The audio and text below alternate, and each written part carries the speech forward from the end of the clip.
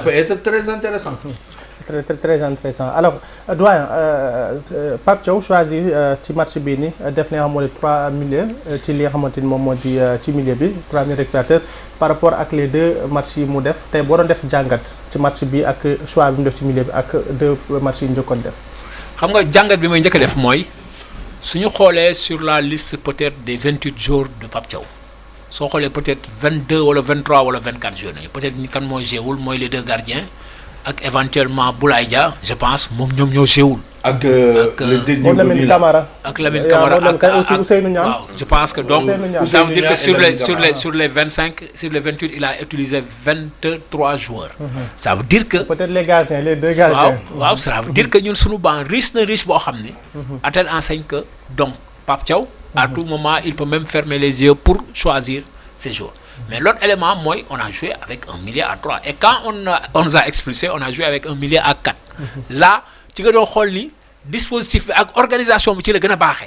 Parce que il faut que Sadio Mounek, genre, avant-centre, à tout moment, il sert de tampon en même temps pour fixer Nyonyo. Et au-delà de ça, Sadio, il est bien là, il peut avaler les espaces parce que vous avez les balles. Donc, on avait un bon dispositif, une bonne organisation. Bien expulsé, bien joué à 10.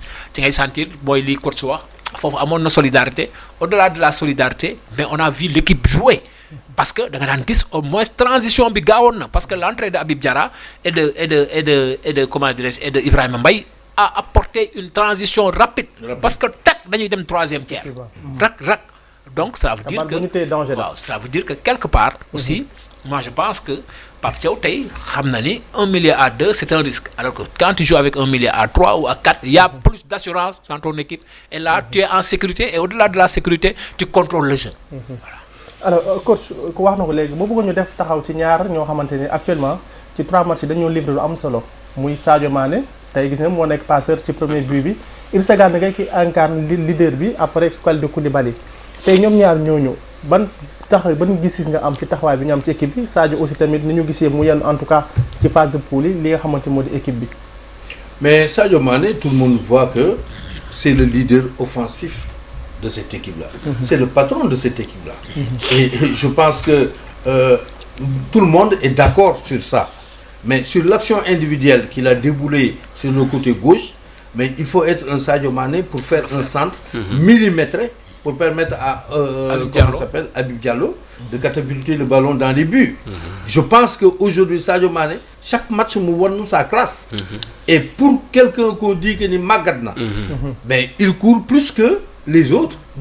Et puis, de faire généreux, parce que des gens de Dimbélé, de marquer, mais tu souffres. C'est la même chose aussi Idrissa, mais je pense que mon moyen écran défensif sous nous équipe. Je parle de Kalidou Koulibaly, mais aussi de Mendy, qui a été un peu frileux sur la première période, mais la deuxième période, mais il a été déterminant. Ça veut dire que nous sommes une colonne vertébrale.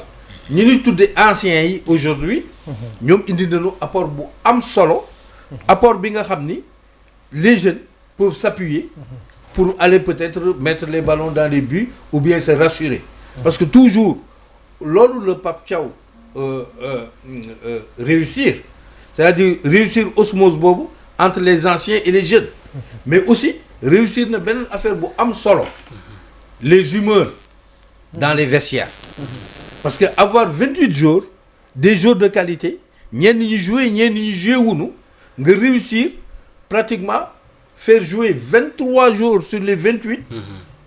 Si on compte les gardiens, presque 2 jours nous joué. Donc, l'automne également, ça permet à tout un chacun de montrer que tu es important dans le dispositif. Donc, qu'on n'est que parrainant et qu'on n'est que quand même, à tout moment, on peut jouer, ne serait-ce que le remplacement de Boy Mamadou Sarr. Donc, s'il n'était pas prêt, ben, ça n'allait pas marcher tellement. En tout cas, bravo pour le coaching gagnant, bravo pour cette équipe. Et on peut aller loin normalement. Je voulais poser une question. Phase test là, parce que mon rattrapé ou match petit tego. C'est phase A éliminatoire direct. Match là bas c'est gagné ou nga ñibi. Mom utilise quasiment 23 jours. Est-ce que japp ngeen né maintenant dégager une équipe bi nga xamné il peut compter sur cette équipe ci phase A élimination directe mooy 8e de finale bi ñu jëm. voilà day continuer di utiliser joueurs yi nga xam ne ñu ngi à sa disposition. xam nga Pape amul équipe groupe la am groupe. il a un groupe. Quand on parle de groupe, c'est parce qu'il a une sélection de 28. Et les 28, il a utilisé sur 28, il a utilisé 23.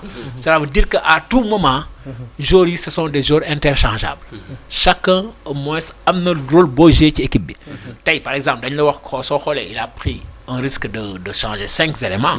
Et pour un match, il fallait jouer impérativement pour au moins conserver la première place. Donc ça a été une réussite.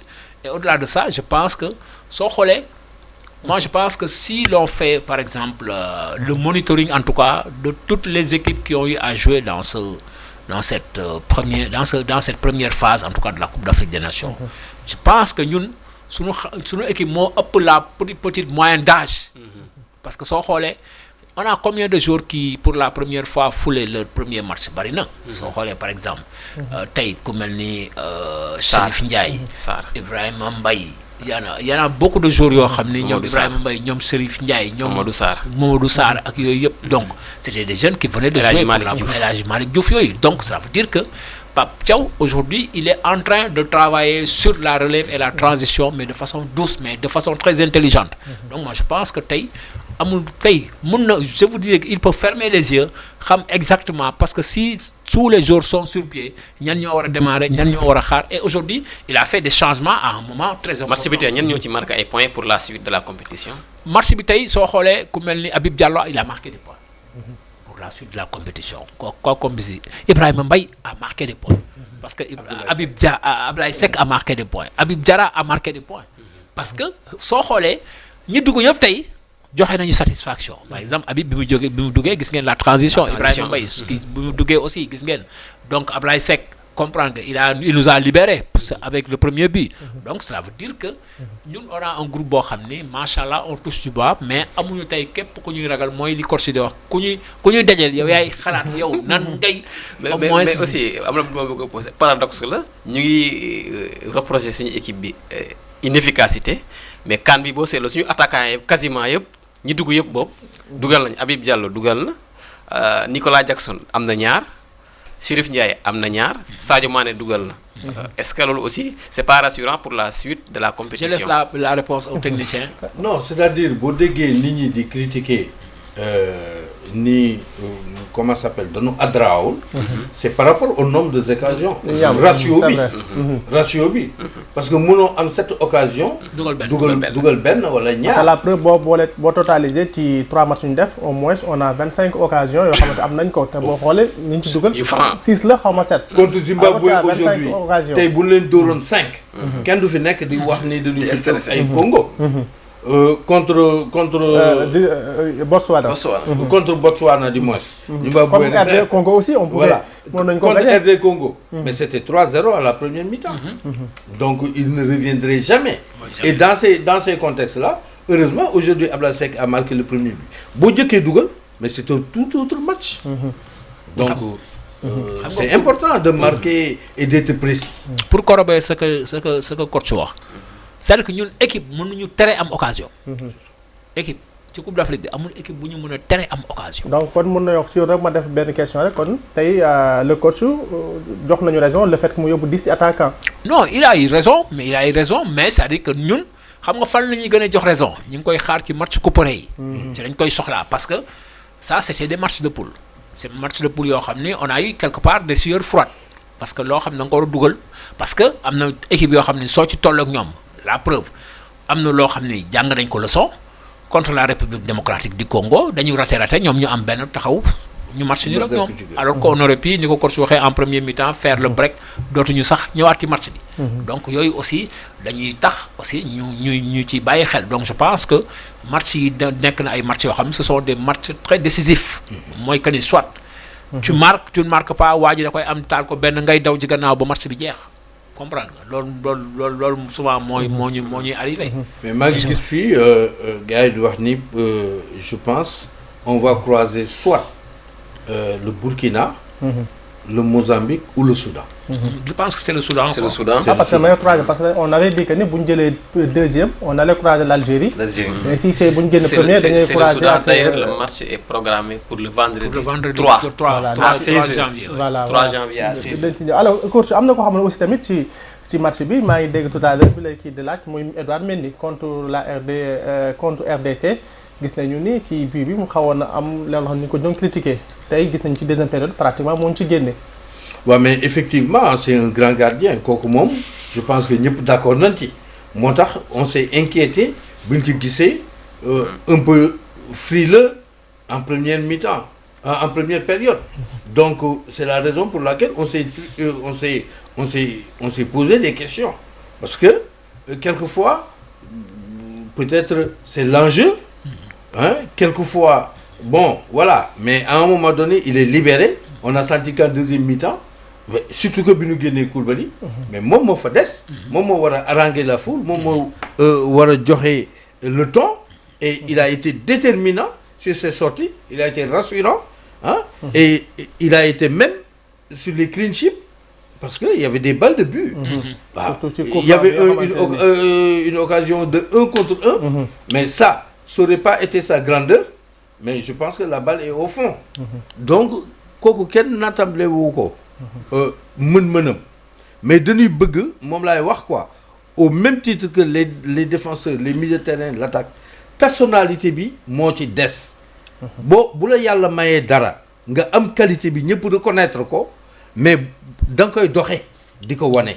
mais ñun dañuy xaar ba danger ñun ñëpp on avait peur après la première période voilà après le deuxième but on s'est libéré voilà. Surtout lorsque la République démocratique du Congo a mené par 3 buts à 0, on a eu peur parce qu'on a eu Tout le peur monde de avait prendre peur. un but, mais aussi on avait aussi peur de ne pas marquer un autre but. Donc je pense. Ah, très important alors damay ñëwaat rek ci coach bon avant peut-être question bi Mamadou Sarr Kalidou Koulibaly kii va ñu manqué pour 2 matchs Mamadou Sarr ñëw est-ce que jaxasul hiérarchie bi actuellement Mamadou Sarr. mais gisoo compétition noonu lay demee la plupart du temps relève yi noonu lay demee aujourd'hui on a perdu notre capitaine sur un carton rouge mais aujourd'hui la relève vient du banc donc c'est un mal pour un bien pour Mamadou Sarr parce que ça aurait pas été ce carton là xëy na tey Mamadou Sarr du ñëw ci match bi donc gis nañu li mu mën mais sur le but l'axe central quand même n'a pas reculé sur l'occasion face à face bi l'axe central aurait pu reculer d'un pas sur le départ du ballon je pense mais ils ont manqué de vigilance hein mais ça illustre que aujourd'hui am nañu avenir et moo tax les 28 de Pape Thiaw je disais que c'est une Coupe d'Afrique qui prépare la Coupe du Monde et ça prépare même la relève redoutable parce que aujourd'hui on a une abondance de biens avec les jeunes qui arrivent et vraiment c'est tout bénéf pour l'équipe nationale du Sénégal. alors tëj nañu première partie bu CAN bi ak match de poule ñu bëgg a dugg ci deuxième partie bi tey boo doon tirer un bilan premier tour bi ban bilan ndax ci jeu bi la ndax ci résultat bi la en plus kan nga jàpp mooy doon flop bi ak ki nga xamante ni moom moo di dimbali ma Diassé. je perds le fil flop bi ak sa kii top bi voilà.